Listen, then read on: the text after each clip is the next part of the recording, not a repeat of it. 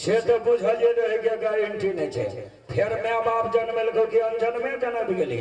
संसार में सबके माय बाप जन्म देने हैं। हां तो की नाम छे, नाम ठिकान के सुनाना। ए हिया दीदी मोरी बंगाली आगे हमारे सासू निर्गुणपुर में, आगे हमारे जन्म स्थान राहीपुर में पिताजी के नाम राही सिंह छत्री।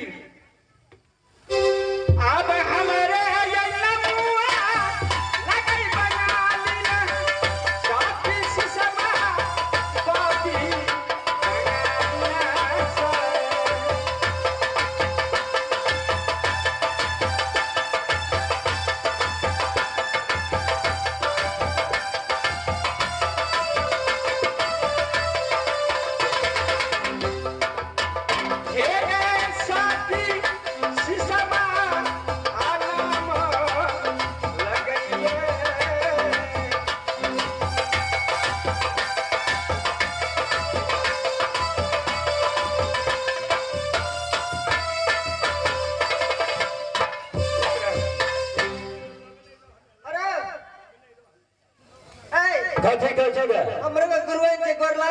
ककरा डोर लगवे गुरुवाइन से ओकरा हते गिरल खानदान के बेटा बुझे छे। हमरा हमर खानदान में त कोई ने महिला के गोर लग जाम जब गोर लगल भगवती महारानी का हम गोरे न लगे छे। महिला छे त तो के झगड़ा गोर लगेगा की है तो लगले इन के गुरुवाइन से। तोहर गुरुवाइन छे तो हमर चिनियान छे। ए तोरा गुरुवाइन है हमर खान। हेलो ए हिरिया दिया आगे सुगा कर जल्दी ला, हमारा जल्दी जाके है जो सुगा के लाभ है। आगे सुगा से हमरा बॉडी एंट्री चले छ और सब ना ना भै जाओ। हमने जब सुगा से हमरा बहुत बैठ बैठ गेल छै। जो तोरो ले खला ले जो भाई जो ना दिया करा आ बस सुगा बा ये लाई के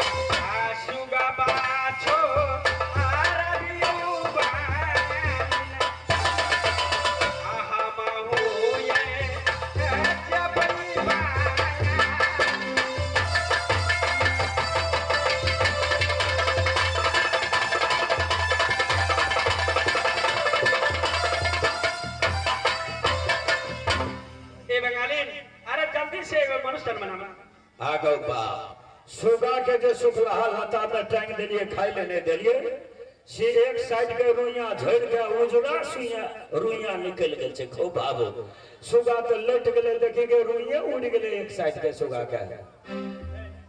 उल्टा जाग मारे लगे बहिया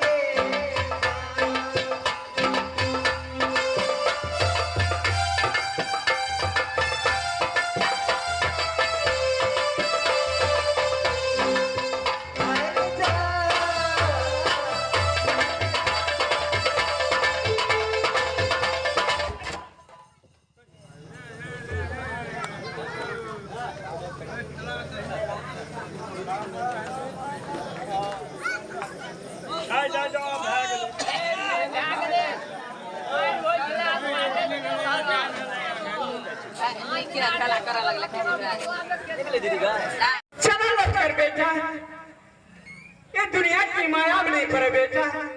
ये निर्गुणपुर आज उदासी उदासी दिख रही थी बेटा।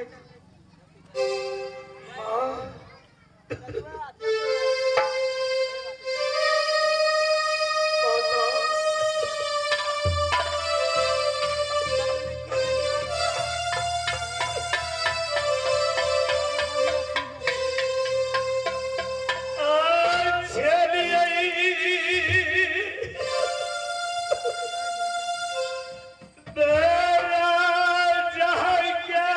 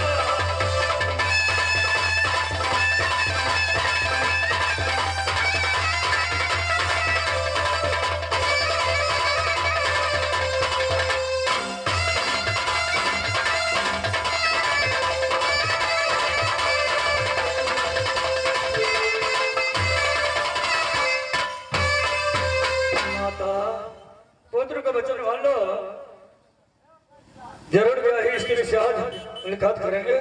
माता प्रणाम।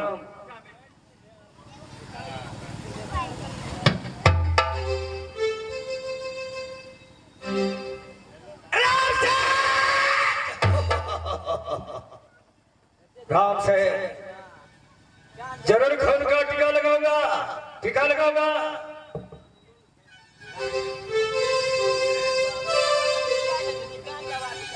आप बदला चुका लंगर सिंगल हरा का।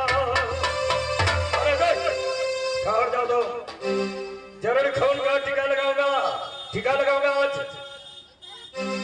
आप बदला चुका लेंगे वो दुश्मन का।